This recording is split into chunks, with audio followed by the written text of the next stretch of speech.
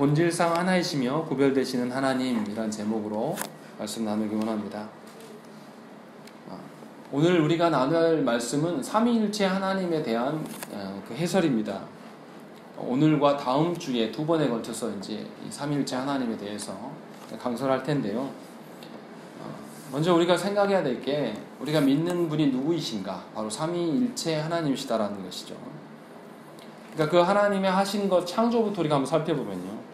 하나님께서 사람을 창조하시고 사람과 관계를 맺으시기를 원하십니다. 이것은 하나님이 홀로 계셔서 뭔가 외롭고 어떠한 그 부족한 것이 있기 때문에 인간을 창조해 두시고 인간으로 말미암아 그것을 채우려고 하시는 것이 아닙니다. 그런데 이제 그렇게 생각하는 분들이 있다라는 것이죠.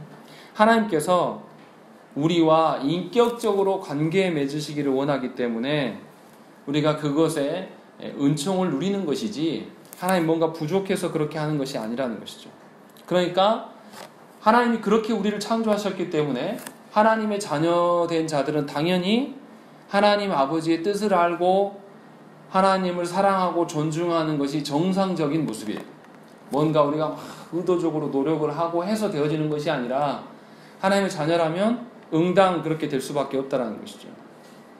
그런데 이제 그렇게 살지 않는 이기적인 어떤 기복주의적인 신앙을 갖고 있는 분들은 하나님께 관심이 없어요.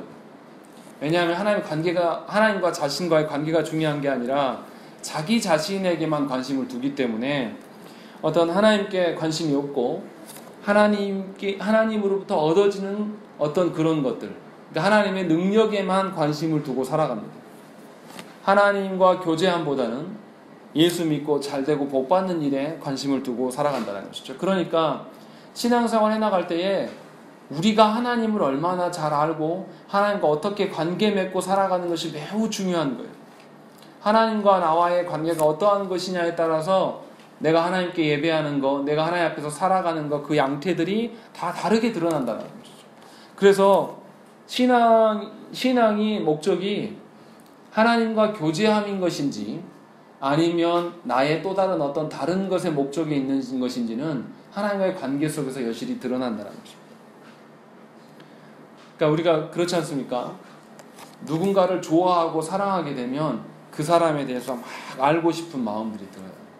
제가 고등부를 담당했을 때 고등부 아이들이요 얼마나 잘하냐면 이 아이돌 나이부터 아이돌이 좋아하는 뭐 색깔, 옷 이것을 막 인터넷 뒤져가지고 찾아요.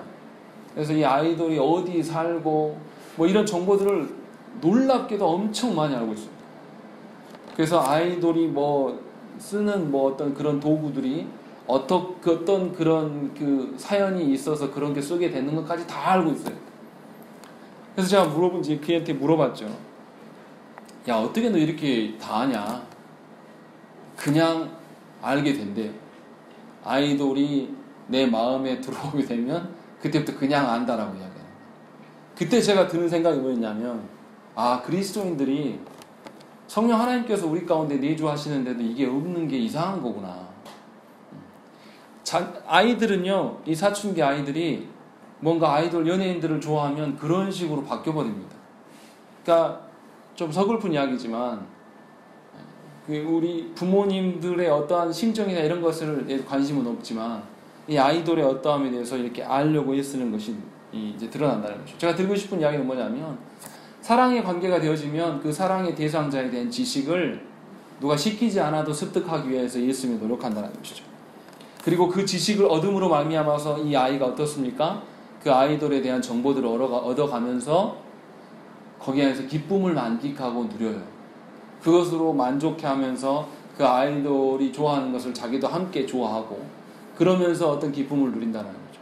물론 헛된 것들, 인간이 인간을 뭐 썩어 없어지려면 어떤 그런 것들을 좋아하는 게 매우 헛된 것은 사실이지만 그들의 태도에서 우리가 많이 반성해야 될 부분이 드러난다는 것이죠. 과연 저와 여러분들이 하나님을 알아가는 그 기쁨 속에서 우리가 신앙생활을 해나가는가, 이게 매우 중요한 것이죠. 하나님 알아가면서 기쁨이 없어요. 그러면 우리는 뭔가 하나님과의 관계 속에서 틀어진 거죠. 더군다나 더 중요한 것은 하나님 알려고 하지도 않아요. 그러면 우리는 뭔가 하나님과 관계가 없다라는 것입니다. 이런 점에서 우리가 하나님을 잘 알아가야 된다는 거죠. 그러니까 하나님이 어떠한 분인지를 알아야지 우리가 하나님과 관계를 맺을 수 있단 이 말씀인 거죠. 그래서 삼위일체 하나님을 아는 것은 매우 중요한 이야기입니다. 하나님이 어떤 분이신가의 가장 기본이 되는, 그러니까 우리가 어떤 그 자들을 놓고 이단이냐 아니냐 놓고 따지는 기준들이 크게 두 가지를 이야기를 합니다. 그때가 뭐냐면 하나는 삼위일체 하나님에 대한, 삼위일체 하나님 훼손할 때 이단이고, 또 하나는 기독론의 훼손이에요. 거의 이 두 가지를 기준으로 이단이냐 아니냐를 이야기해요. 나머지 것들에 대해서 뭐 교회론이라든지 어떤 다른 부분에서 오해가 생기는 것은 교단이 종파가 다른 것처럼 인정을 해요. 그러나 분명하게 삼위일체 하나님에 대한 훼손은 이미 그리스도인이 아니라는 것이죠. 그런 점에서 굉장히 중요한 이야기예요. 그러니까 무슨 말씀이냐면, 하나님께서 창조하실 때도 어떻게 창조하셨냐면 성부께서 혼자 창조하신 것이 아니에요. 우리가 창세기를 잘 생각을 해보십시다. 이 흑암이 있는데 이 흑암 위에 누가 이렇게 운행하신다고 기록되어 있죠? 성령께서 그 가운데 계셨다라고 언급을 하시고, 요한복음에 가면 또 태초에 누가 계셨다 그러죠? 태초에 말씀 대신 예수 그리스도께서 존재하셨다. 그래서 성부, 성자, 성령 하나님께서 창조에 함께 관여하셨음을 우리가 알 수 있어요. 또 창조만 그렇게 하시는 것이 아니라 구원의 사역도 그렇죠. 구원을 이루어 가실 때에 인간이 타락하자 성부께서 예수 그리스도를 보내주실 것에 대한 그 예고를 하신 것이고, 이 예고대로 예수 그리스도께서 그 구원을 성취해 가시고, 그것도 부족해서 성령 하나님께서 우리 가운데 내주해 주심으로 말미암아 구원을 우리한테 적용해 주시는 이 삼위의 사역이 구원의 사역으로 드러나는 것이죠. 그러니까 우리가 하나님 앞에서 나의 창조됨과 나의 구원을 이야기할 때 반드시 삼위 하나님과 연계될 수밖에 없다는 것을 우리가 안다는 것이죠. 그러니까 내가 존재됨과 내가 구원받음에 대해서 이야기하려고 하면 삼위일체 하나님에 대해서 이해함이 있어야지 제대로 할 수 있는 것이죠. 삼위일체 하나님에 대해서 모르면서 어떻게 이야기할 수가 없는 거예요. 무슨 말이냐면, 제가 제 아내를 이렇게 아내와 사랑하면서 살아가는데 주로 어디에서 그러죠? 저희 가정 안에서 그러잖아요. 근데 가정 안에서의 삶이 아예 없어요. 아예 없으면 어떻게 아내를 알 수 있을까요? 이거 불가능한 것이죠. 마찬가지 비슷한 원리로 창조로 말미암아 우리가 존재되었고, 또 타락한 우리에게 구원으로 말미암아 재창조의 과정을 통해서 하나님 자녀가 되게 하셨는데, 이 모든 창조와 구원의 과정을 보니까 삼위일체 하나님의 일하심이 드러났단 말이죠. 그러니까 삼위일체 하나님을 모르고서는 우리의 창조를 이해할 수가 없고, 삼위일체 하나님을 모르고서는 우리의 구원의 그 깊이와 크기와 넓이를 알 수가 없다는 것이죠. 그래서 삼위일체 하나님을 알아가는 것은 매우 중요한 것이죠. 근데 이제 문제는 뭐냐면, 삼위일체 하나님 이해가 되냐 이거예요. 저는 이해가 안 됩니다. 이게 삼위일체 하나님 이야기하는데 하나님 한 분이시래요. 그리고 세 윗격을 가지셨대요. 이거 어떻게 설명이 됩니까? 삼위일체 하나님을 설명할 때요, 성경에서 있는 대로 발췌하면 하나님 한 분이시다, 세 윗격이신데 세 윗격을 가지신 부분이 구별되신다라는 거예요. 구별되신다는 의미는 뭐냐면 독립적으로 존재하시는 거예요. 근데 또 뭐라 그러시냐면 이분이 동등하시다라고 이야기하면서 또 본질로 하나다라고 이야기하십니다. 지금 제 말이 이해되셔서 듣고 계신가요? 아니면 그래 그렇게 하십시오 하고 그냥 내버려 두시는 거예요? 생각을 해보세요. 우리가 본질로 하나인데 윗격이 세 분이시고, 이 윗격이 세 분이신 하나님이 다 독립적으로 존재하신대. 이해되십니까? 저는 이해가 안 돼요. 이걸 설명하기도 어렵습니다. 제가 무슨 말씀 드리려고 하는 이야기냐면, 고대 교회에서 실제로 이 삼위일체의 논쟁이 있었어요. 삼위일체가 이해가 안 돼요. 성경에 보니까 삼위일체의 흔적들이 막 드러나. 오늘 제가 요한복음 읽었던 우리 5장의 말씀에도 그런 성부와 성자 간의 관계에서 계속 설명을 하고 있는데, 계속 이런 방식으로 설명하고 있는데 우리 인간의 모습으로는 이해가 안 되는 것이죠. 하나면 하나지 왜 하나라고 했다가 자꾸 세 분이라고 그랬다가 또 세 분이 독립적이 했다가 또 하나라고 그러고, 이게 무슨 이야기냐. 그래서 어떤 식으로 이제 삼위 하나님을 설명했냐면 양태론적으로 많이 설명을 했어요. 어떤 식이냐면, 우리 많이 들어보셨을 거예요. 이 하나님이 저를 샘플로 놓고 이야기하면, 제가 우리 집에 가면 아빠이기도 하고 남편입니다. 교회는 목사예요. 그러면 존재는 하나인데 세 가지 역할이 있다. 이런 식으로 설명을 했어요. 삼위일체 하나님. 그럼 이 사람은 한 사람입니까? 세 사람입니까? 한 사람 설명한 거예요. 삼위일체 하나님 이런 하나님이 아니란 말이에요.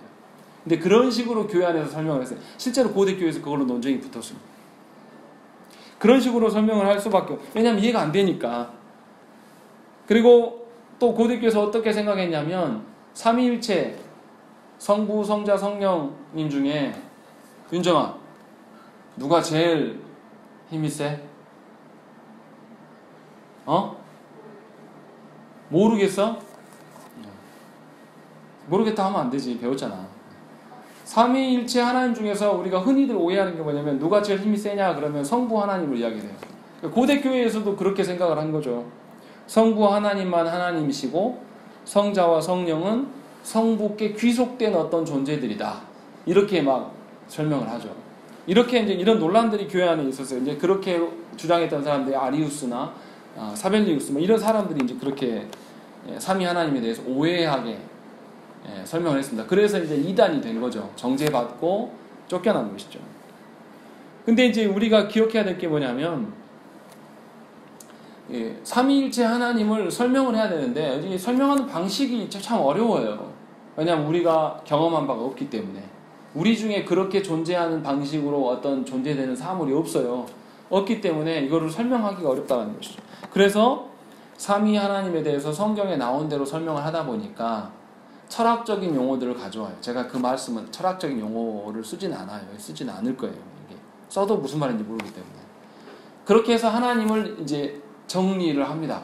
제가 드리고 싶은 이야기는 뭐냐면 이 삼위 하나님에 대해서 우리가 우리 나름대로 해석하려고 하면 어리석은 것이에요. 제가 말씀드린 것은 해석하려고 하라는 게 아니라 성경에서 삼위일체 하나님을 말하기 때문에 우리는 그대로 믿어야 되는 거예요. 그것을 우리가 논리적으로 막 입증해내고 해결해내려고 하면 이단이 되기 십상이라는 것이죠. 그래서 삼위 하나님 이렇게 설명하는 분들도 또 있어요. 물을 가지고 이야기합니다. 물이 온도가 아주 높아지면 어떤 상태가 되죠? 기체가 돼. 그리고 물이 일정 4도씨 이상이 되면 뭡니까? 4도씨 이상이 되면 물이 어떤 상태? 액체가 되고 4도씨 이하로 떨어지면 어떻게 되죠? 고체가 된다. 뭐 이런 식으로 삼위 하나님을 설명하려고 하는 그런 시도들이 있다는 것입니다. 그런데 이것은 합당한 설명이 아니에요. 우리가 경험된 자연에서 하나님을 설명하려는 이 시도 자체가 불합리하고 말도 안 되는 것입니다. 제가 말씀드리는 이야기는 삼위 하나님에 대해서 이해하는 바는 딱 오늘 설교 제목처럼만 이해하셔야 돼요. 설교 제목이 뭡니까? 본질상 하나이시며 구별되시는 하나님. 이 이상 더 설명할 수가 없어요. 성경에서 말하는 대로만 우리가 믿고 따라야 되는 거예요. 이제 그러면 또 이렇게 물어볼 수도 있죠. 아니 그러면 삼위일체 하나님이 굉장히 중요하다고 하셔놓고 창조와 구원에 있어서 삼위일체 하나님 하셨다고 해놓고 더 이상 어떻게 설명 안 하면 도대체 우리 보고 뭘 믿으라는 겁니까? 이제 이게 문제가 되는 것이죠. 그래서 별식 신앙고백서에서 삼위 하나님에 대한 이야기들 이렇게 길게 써놨어요. 이제 이것을 이야기를 하려고 합니다.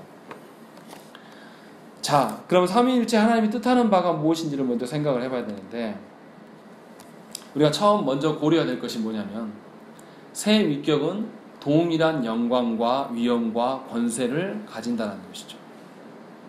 그러니까 새 위격 모두가 동일한 위엄과 권세를 가지신다는 의미인데 삼위 하나님께서 동일한 위엄과 권세를 가지시기 때문에 먼저 되신 분이나 나중 되신 분이 없다라는 것이죠. 그러니까 삼위 하나님께서 본질상 하나이시다는 말이 그것을 표현하고 있는 것이죠. 동등한 권세를 가지고 있다는 것이죠. 그렇기 때문에 우리가 성부 하나님만 하나님으로 여기면 안 되고 성자 예수 그리스도 하나님이시라는 것이죠. 성자 예수님께서도 동등한 하나님 되심을 우리가 고백해야 되고 성령은 우리가 자꾸만 어떤 능력이나 하나님의 파워 정도로 생각을 하는데 성령 하나님도 인격적으로 하나님이시라는 것을 우리가 인정을 해야 한다는 것이죠. 성부의 입장에서 봤을 때 성령님은 뭔가 힘이나 어떤 그런 존재로 성부께서는 설명할 수 있지만 우리 입장에서 성령님을 그렇게 말하기는 어렵다는 거예요. 그렇게 해서 성경에서 말한 대로 성부도 하나님이시요 성자도 하나님이시요 성령님도 하나님이시다라는 관념이 우리 가운데 있어야 되는 것이죠. 그러니까 우리가 하나님께 영광을 돌려야 된다. 이 측면은 어떤 것이냐면 성부뿐만 아니라 성자와 성령의 영광도 우리가 함께 이야기해야 돼요. 제가 오늘 이 설교 준비를 하면서 찬송가, 합당한 삼위일체 하나님에 관련된 찬송가를 찾아보려고 하는데 거의 없어요. 앞에 뭐 이렇게 몇 개 있긴 있어요. 뭐 찬양 성부 성자 성령 뭐 이런 찬양이 몇 개 있고, 우리 찬송가에는 삼위일체 하나님에 대한 관련된 언급된 것이 별로 없습니다. 그래서 굉장히 어려워요. 삼위일체 설교를 할 때마다 고민되는 게 찬송가인데, 제가 드리고 싶은 이야기는 뭐냐면, 첫 번째로 성부와 성자와 성령 모두 다 하나님이시다. 성부가 제일 크고 성자는 성부가 어떻게 해서 막 만들어진 존재고, 성령 하나님은 성부의 어떤 힘이나 능력이다, 이렇게 보시면 안 된다는 것이죠. 그것을 말씀드린 것이고, 두 번째는 성부와 성자와 성령 하나님이 구별되신다는 것이죠. 처음에 성부는 뭐라고 이야기하십니까? 여기 우리 그 두 번째 단락 보시면 한번 읽어보시죠. 읽겠습니다. 두 번째 단락 위에서 네 번째 줄입니다. 읽겠습니다. 시작. 성부는 보이는 모든 것과 보이지 않는 모든 것의 원인과 근원과 시작이십니다. 네, 성부는 모든 원인과 근원 되시고 시작 되신다라고 말씀하셨고, 두 번째 성자는 뭐라고 되어 있습니까? 말씀과 지혜와 하나님의 형상이십니다. 예, 지혜와 말씀 되시고 하나님의 형상이시다라고 이야기하고, 세 번째 성령님은요? 성부와 성자로부터 나오신 영원한 능력과 권능이십니다. 예, 영원한 힘과 능력이죠. 이게 하나님 보실 때 그렇게 말할 수 있는 것이지 우리가 그렇게 말할 수 있는 것은 아니죠. 그래서 마지막에 성부께서 성자가 아니신 것이 분명하고, 성자께서 성부가 아니신 것이 또한 분명하고, 마찬가지로 성령께서 성부와 성자가 아니신 것이 분명하다고 고백을 하고 있어요. 이 말은 각각의 하나님이 독립적으로 존재하신다라는 그런 의미예요. 그런데 이제 여기서 문제입니다. 독립적으로 존재하셔서 완전히 개별적으로 존재하시는 것이냐? 그것은 아니라는 것이죠. 여기서 이제 뭐라고 그러냐면, 그 위에서 두 번째 줄 보시면 그 본질 안에 세 위격이 있는데 비공유적 속성에 따라 정말로 진실로 영원히 구별되시는 성부, 성자, 성령님이십니다. 이렇게 이야기를 하세요. 왜 비공유적 속성이라고 이야기를 쓰는가? 이제 이 부분이 이제 우리가 한번 생각을 해봐야 돼요. 우리가 일반적으로 조직신학에서 하나님의 속성을, 소유리문답에서도, 소유리문답 사문에서도 하나님의 속성이 뭐냐라고 질문했을 때 하나님의 속성을 공유적 속성과 비공유적 속성을 이야기를 합니다. 그래서 하나님과 우리가 함께 갖고 있는 속성을 공유적 속성이라고 설명을 하고, 하나님은 갖고 계시지만 우리는 갖고 있지 않는 것을 비공유적 속성이라고 설명을 했어요. 그런데 벨직 신앙고백서는 약간 다른 관점으로 설명합니다. 성부, 성자, 성령 하나님이 각각으로 구별되어서 존재하시는데 비공유적 속성 때문에 구별되신다라고 이야기를 해요. 제가 쓸데없는 이야기 하는 것처럼 들리지만 잘 들어보세요. 서유리문답에서는 하나님과 우리 간의 공유를 이야기를 했는데, 벨직 신앙고백서에서는 무슨 이야기냐면 삼위 간의 공유를 이야기하는 것이죠. 그래서 다른 관점으로 설명을 하고 있는 것이죠. 사실 하나님과 우리가 무엇인가를 공유할 수 있습니까? 그럴 수 없죠. 그게 더 합당한 거죠, 사실은. 근데 벨직 신앙고백서에서는 하나님과 인간 사이를 놓고 공유를 이야기하는 것이 아니라 삼위 하나님 간의 공유와 비공유를 이야기를 하고 있는 것이죠. 그러니까 하나님의 속성을 우리가 담지할 수가 없어요. 우리는 죄로 말미암아서 하나님의 어떠함을 담을 수가 없는 존재예요. 그렇기 때문에 삼위 하나님의 그 흔적이 우리 내면에 있다고 그 말하고 하는 것은 합당한 태도가 아니라는 것입니다. 벨직 신앙고백서는 이것을 지적합니다. 그러면서 그렇기 때문에 세 분이 구별되신다. 공유적인 속성은 하나님 간에, 삼위 하나님 간에만 이야기할 수 있는 이야기지 우리 인간하고 이야기할 수 있는 것이 아니다라고 해서 약간 서유리문답하고 다른 개념을 이야기해요.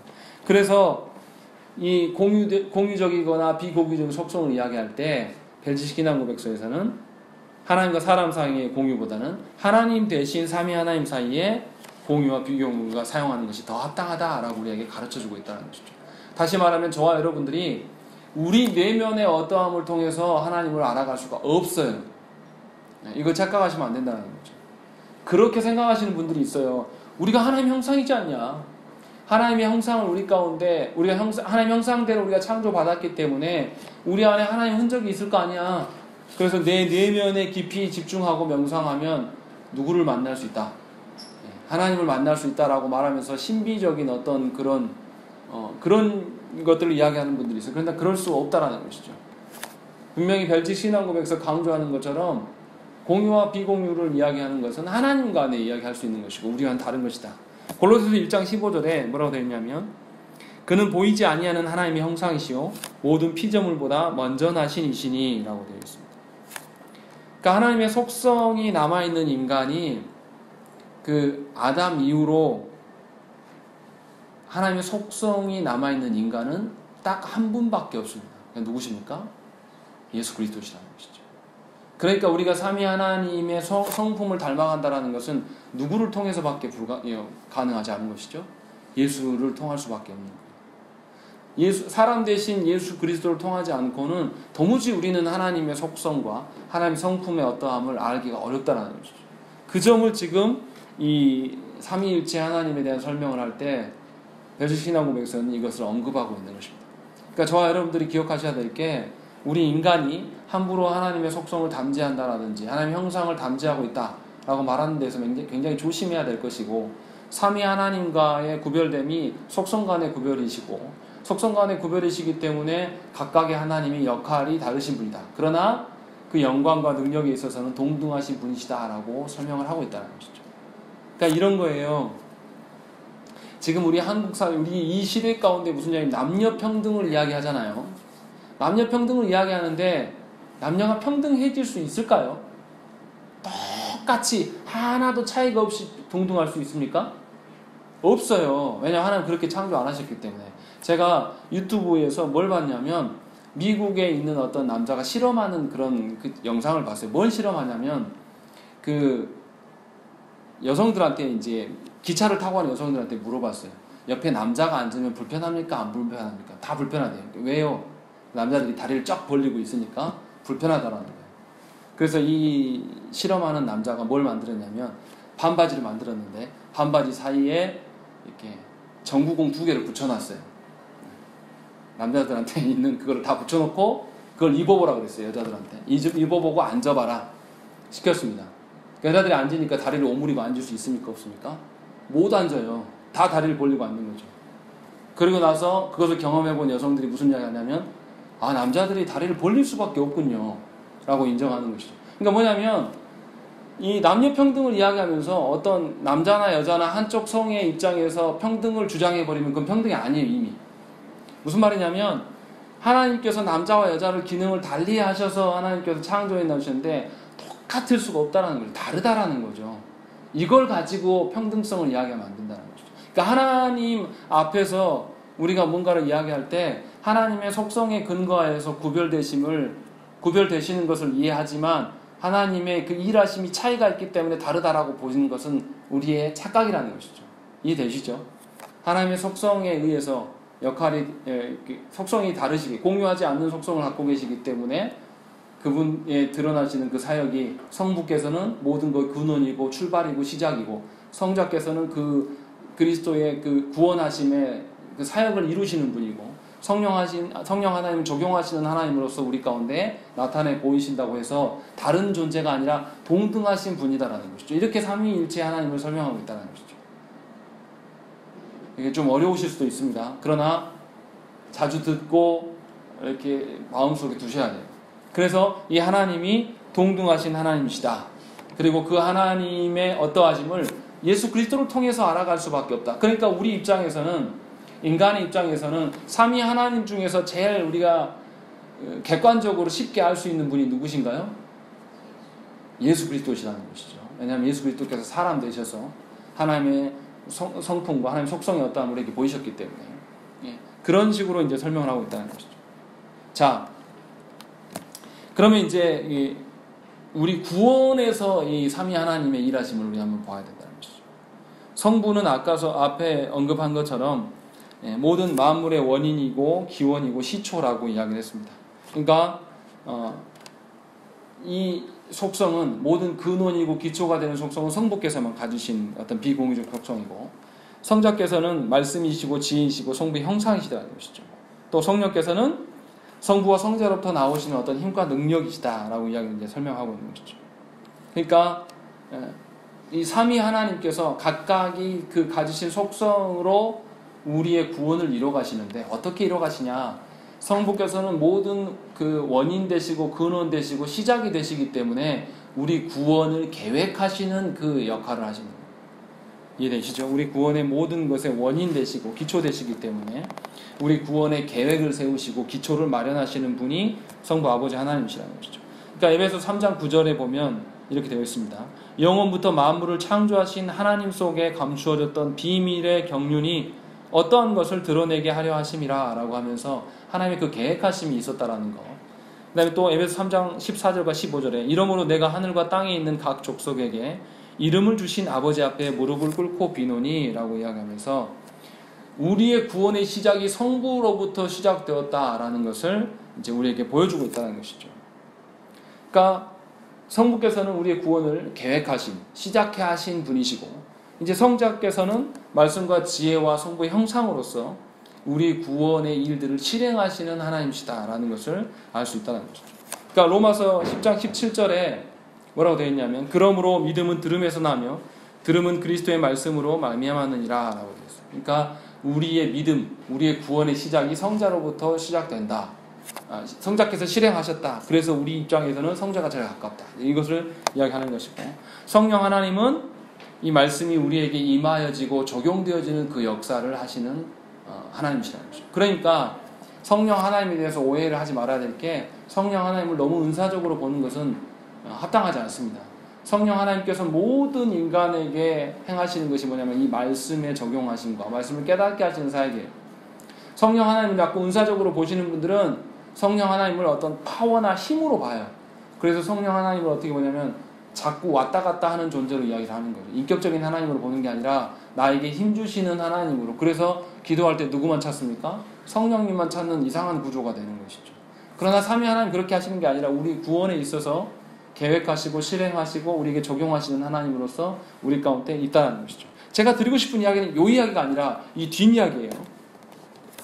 무슨 말씀이냐면 삼위 하나님께서 구속을 통해서 우리 가운데 이제 어떤 하나님이시로 드러난다는 거죠. 그러니까 우리는 뭐냐면 삼위 하나님을 고백하고 삼위 하나님의 영광을 드러낼 때 뭘로 드러내냐면 우리의 구원을 통해서 하나님의 영광을 드러내야 되는 것이죠. 그러니까 무슨 말이냐면 구원을 통해서 영광을 드러낸단 말은 우리가 구원을 통해서 그 구원의 깊이와 크기와 넓이와 어떤 그런 것을 깨닫고 누리면서 그것을 기뻐하는 것으로 그 구원받은 자답게 변화됨으로 말미암아 하나님의 영광을 드러내는 그 방식을 이야기하는 것이죠. 한국 교회 안에서 믿음이 좋다라고 이야기할 때 우리가 뭐라고 이야기합니까? 뭘 근거로 삼습니까? 전도를 많이 하고 교회 안에 봉사를 많이 하고 헌신을 많이 하고 뭐 헌금을 많이 하고 이런 식의 관념을 말씀드리는 게 아니에요. 삼위 하나님 앞에서 삼위 하나님께서 당신의 삼위일체 되심을 드러내시는 방식이 창조와 구원이라고 했는데, 우리가 삼위 하나님을 알아갈 수 있는 방편이 뭐냐면 구원을 통해서 알아갈 수 있는 거예요. 그러면 구원받은 내가 이 삼위 하나님의 각각의 어떠함을 깨닫고 안다라면 구원받은 자답게 살 수밖에 없다는 거예요. 이것이 하나님의 영광을 드러내는 방식이라는 것이죠. 삼위 하나님을 아는 자의 태도라는 거예요.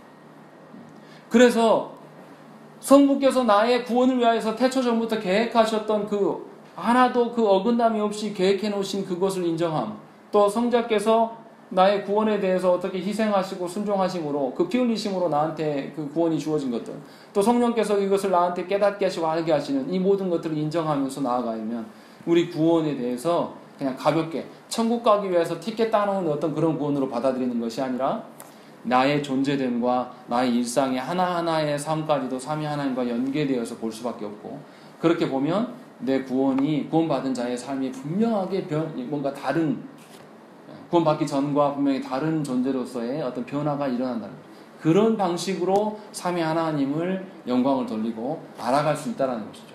제 설명이 이해가 되셨으면 좋겠어요. 조금 시원하게 제가 설명을 못 해드린 건 죄송합니다. 제 한계인 것 같아요. 그리고 이제 벨지 신앙법에서 하나 강조하는 것이 있는데 그게 뭐냐면 삼위일체 하나님에서 독특한 게 하나가 들어가 있습니다. 뭐가 들어가 있냐면 한 분이시고 성부, 성자, 성령 하나님이 구별되신다라고 이야기하면서 또 한 가지를 더 이야기해요. 그게 뭐냐면 이 하나님은 구별되시지만 각각으로 존재되어지지는 않는다라고 이야기해요. 우리 어디에 나와 있냐면요. 벨지 신앙국서 8조 그 밑에서 하나, 둘, 셋, 넷, 5번째 끝부분에 보시면 그렇게 써져 있습니다. 성부께서는 성자 없이 계신 적이 없으시고 성령 없이도 계신 적이 없으십니다. 이는 하나이시고 동일하신 본질 안에서 이 세 위격이 영원히 동일하시기 때문입니다. 무슨 말씀이냐면 이 하나님께서 존재하시는데 어떤 방식이냐면 홀로 계시지 않으셨다는 거예요. 창조 시에도 구원 시에도 삼위 하나님이 함께 계시고 함께 사역을 진행하셨어요. 분명히 뭐냐면 사역하실 때 역할은 분명히 다르다고 이야기를 말씀드렸습니다. 성부께서는 구원을 계획하시고 성자께서 구원을 실행하시고 성령께서 구원을 적용하시는 그 측면 다른 면이 있는데 다르기 때문에 동시에 함께 사역하셨단 말이에요. 관계성 안에서 사역을 했단 말이죠. 그러니까 삼위 하나님께서는 결코 성자나 성령 없이 홀로서 계시지 않고 홀로 사역하지 않으셨다는 거죠. 그러니까 세 분이시고 독립되어진 존재지만 세 분 각각으로 사역하신 것이 아니라 늘 함께 존재하심으로 하나님의 어떠하심을 우리 가운데 나타나셨어요. 창조 때 보세요. 아까 말씀드렸죠. 창조 때 창조의 그 기사를 봤을 때도 성부, 성자, 성령 하나님이 다 존재하셨고 예수께서 세례 받으실 때도 보면 성부, 성자, 성령 하나님이 다 함께 공존하시는 하나님으로서 사역을 알려주시는 그것을 우리 가운데 보여줬다는 것이죠. 제가 드리고 싶은 이야기는 뭐냐면 삼위 하나님께서 그렇게 우리를 창조하시고 구원하셨어요. 그럼 우리가 어떤 방식으로 존재해야 될까요? 어떤 방식으로 구원을 누려야 될까요? 삼위 하나님이요. 한 분이시면서 세 위격을 가지셨는데 독립적으로 구별되시는 하나님이에요. 근데 그 하나님이 어떻게 움직이신다고요? 세 분 하나님이 함께 관계성 안에서 사역하시고 우리한테 역사하세요. 그러면 그 하나님을 닮은 우리들도 어떻게, 하나님을 따라가는 우리들도 어떻게 사역해야 되겠죠? 관계적인 안에서, 삼위 하나님과의 그 교제 안에서 우리의 신앙생활을 이어가는 것이고, 이것이 흘러서 이것의 닮은 꼴 형태로 어떻게 일어납니까? 이 하나님의 교회를 이루어가실 때, 하나님의 세우신 가정을 이루어갈 때 어떤 식인 것이죠? 관계적으로 우리가 그것을 이루어갈 수가 있다는 것이죠. 다시 말하면 쉽게 말씀드리면 이거예요. 삼위 하나님께서 세 분이신데요. 세 분이신 하나님이 하나를 이루신단 말이죠. 본질적으로 하나이시다는 것이죠. 이분이 서로가 교통하고 교제함에 있어서 완벽한 동등을 이루시면서 구별되시는 독립적인 존재이시지만 관계적으로 하나 되심으로 사역을 이루어가시는 거예요. 우리도 똑같은 방식으로 써야 된다는 거예요. 교회 안에서 독단적으로 누군가 어떤 내 힘과 내 권력에 의해서 이끌어가는 것은 교회의 모습이 아니에요. 삼위 하나님을 닮아가는 신자라면 그렇게 살아갈 수가 없는 것이죠. 우리가 화목하고 우리가 하나됨을 이루는 것, 오늘 새벽기도 때 시편의 말씀에서 나온 것처럼 이 하나 되는 것이 목적이 되어서는 안 돼요. 누가 하나를 잘 이룹니까? 하나님을 대적하는 우리들이 하나 되는 데 열심을 내요. 지금 우리 교계를 보세요. 하나 되는 일에 열심을 내고 패권을 잡는 무리가 말씀대로 따라가는 분들이 그렇지 않아요. WCC에 우리가 참석할 수 없습니까? 그리스도인됨의 정체성이 없는 상태로 하나됨만을 이야기하기 때문에 그래요. 다시 말하면 삼위 하나님께서 각각의 속성을 유지하시면서 그 독립적이신 그분이 하나됨으로 우리 가운데 사역하시는 그 방식대로 창조하시고 구원하셔서 우리가 존재되었단 말이에요. 그러면 우리가 교회를 이뤄가고 가정을 이뤄갈 때에 독단적으로 어떤 누군가의 힘의 균형에 의해서 그렇게 이뤄가는 것이 합당하지 않다는 거죠. 그러니까 삼위 하나님을 아는 자라면 삼위 하나님 안에 있는 그 화목과 하나됨을 근거로 해서 우리가 화목과 하나됨을 소유할 수밖에 없는 것이죠. 그러니까 교회 안에 어떤 이렇게 높고 낮음이 생기면 안 돼요. 근데 우리는 그렇게 안 하죠. 우리는 두 사람만, 부부간에도 어떻게 돼요? 어쩔 때 평화가 옵니까? 똑같이 이렇게 존중해주면서 평화가 됩니까? 저는 못 봤어요. 죄송합니다. 그런 부분 못 봤어요. 누군가 힘이 세야 돼요. 빨리 세는 게 좋아요. 빨리 세고 한 명이 잡혀야지 질서가 생겨서 그 질서로 인하여서 평화가 유지되는. 우리 남북 간의 관계가 지금 그러잖아요. 뭔가 언제도 터질 수 있는 화약고 같은 그런 상황에서 평화가 지금 누리고 있는 거죠. 우리 인간이 말하는 평화는 꼭 꼴랑 이 정도예요. 그러나 삼위 하나님께서 우리에게 주시는 그 평화와 하나됨은 그런 개념이 아니라는 거죠. 삼위 하나님께서 이뤄내시는 그 평화와 하나됨을 근거로 우리가 그럴 수는 없지만 삼위 하나님께서 주시는 그 화목함을 소망하면서 그런 방식으로 살려고 우리가 노력해야 한다. 그러니까 가정을 이뤄갈 때에 내가 성경에 보니까 남자가 가장이구만. 내 말 들어. 아니면 또 내가 돈을 벌어오니까 내가 이 가정에 제일 힘이 있어. 이런 식으로 할 수 없다는 거죠. 또 교회 안에서도 마찬가지죠. 교회 안에서 누가 제일 높습니까? 이게 질문 자체가 이상한 거죠. 목사가 아니에요. 장로님들이 아니란 말이에요. 모든 성도가 다 동등해야 돼요. 역할만 다른 것뿐이란 말이에요. 역할에 있어서 목양하고 설교하는 입장에서 목사가 장로가 있는 것이지 존재됨에 있어서는 다 하나님 앞에서 동등하게. 그래서 하나님의 직분을 감당한 자들이 오히려 더 낮아질 수가 있어야 되는 것이고, 관계적으로 나만 어떻게 할 것이 아니라 관계적으로 하나님께서 그렇게 우리에게 역사하셨던 것처럼 우리도 그렇게 서로의 하나됨을 이루고 가야 된다는 것이죠. 그래서 우리가 교회를 이루어가면서 또 가정을 이루어가면서 특별히 교회 안에서 소외됨이 없도록 우리가 애를 써야 돼요. 근데 이거 사실 쉽진 않아요. 굉장히 어려운 이야기입니다. 그러나 삼위 하나님께서 그러하신 분이기 때문에 우리가 그러려고 애를 써야 돼요. 교회 안에서 보면요, 이게 균형을 실제로 많이 잃습니다. 어떤 교회가 싸움 안 하고 분란이 안 일어날까요? 똑같은 이야기지만 패권을 누군가 확 쥐고 있으면요, 싸움 안 합니다. 불행한 거예요, 이거 지금 제가 말씀드리면서. 목사가 아예 카리스마로 확 눌러버리면 싸움 안 해요. 그런데 영구히 안 합니까?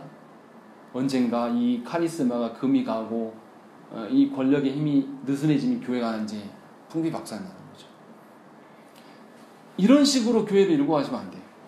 모든 성도가 하나님 앞에서의 직분자이고 모든 성도가 하나님께서 허락하신 그 영역이 다른 그 역할로서의 직분자이기 때문에 서로를 존중해주고 홀로 독단적으로 서 있는 것이 아니라 성부께서 성자와 함께 하시고 성령과 함께 하셨던 그 방식대로 우리 역시도 지체들 간에 서로를 존중해내시는 방식으로 우리가 하나됨을 이뤄갈 수 있도록 노력하셔야 된다는 것입니다. 이게 삼위일체 하나님에 대해서 조금이나마 아는 자들의 합당한 태도라는 것입니다. 저도 삼위일체 하나님에 대해서 아는 바가 아주 조금이에요.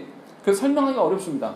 그러나 중요한 것은 오늘 말씀에서 권면해 드린 것처럼 우리의 창조와 구원에 있어서 삼위일체 하나님께서 역사하셨기 때문에 삼위일체 하나님의 아는 방식으로 우리가 알아가야 되는 것이고, 그 기쁨이 여러분들 가운데 있어야 되는 것이고, 또 삼위일체 하나님께서 온전한 하나됨을 우리에게 보여주셨기 때문에 그 하나됨의 근거로 말미암아서 우리가 공동체를 이루어 가셔야 된다는 것이죠.